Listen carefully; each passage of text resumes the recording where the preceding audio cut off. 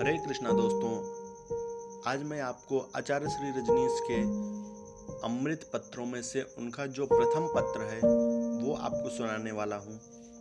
उससे पहले मैं आचार्य श्री रजनीश के जो इन पत्रों का इतिहास है वो मैं आपसे एक्सप्लेन कर देना चाहता हूँ। माथेरान में एक शिविर आयोजित हुआ था, तो उसमें उनको सुनने के लिए बहुत दूर दूर से लोग आए थे।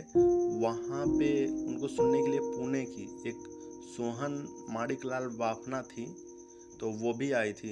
तो जाने के टाइम में वो बहुत रोने लगे, उनकी आंखें गीली हो गई थी। तो फिर आचार्य श्री रजनीश ने जब वो रो रहे थे आचार्य श्री रजनीश के चरणों में गिरकर, तो उनको एक शब्द कहे थे कि प्रेम और आनंद में गिरे आंसुओं से पवित्र इस धरा पर और कुछ भी नहीं है, लेकिन मैं इन आंसुओं के बदले में तुम्हें क्या दूं, मेरे पास तो कुछ भी नहीं है।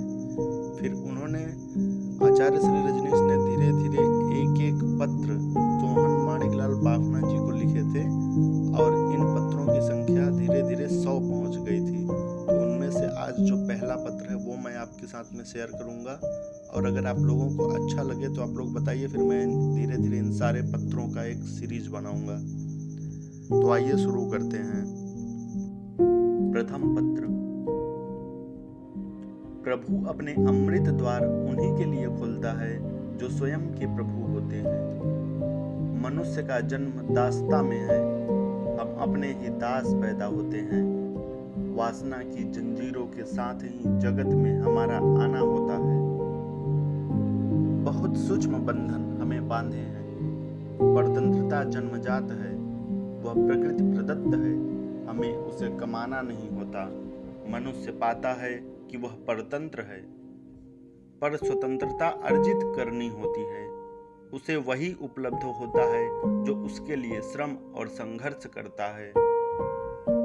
स्वतंत्रता के लिए मूल्य देना होता है। जीवन में जो भी श्रेष्ठ है वह निर्मूल्य नहीं मिलता। प्रकृति से मिली परतंत्रता दुर्भाग्य नहीं है, दुर्भाग्य है स्वतंत्रता को अर्जित न कर पाना। दास पैदा होना बुरा नहीं है, पर दास ही मर जाना अवश्य बुरा है। अंतस की स्वतंत्रता को पाए बिना जीवन में कुछ भी सार्थकता और कृतार्थता तक नहीं पहुंचता है।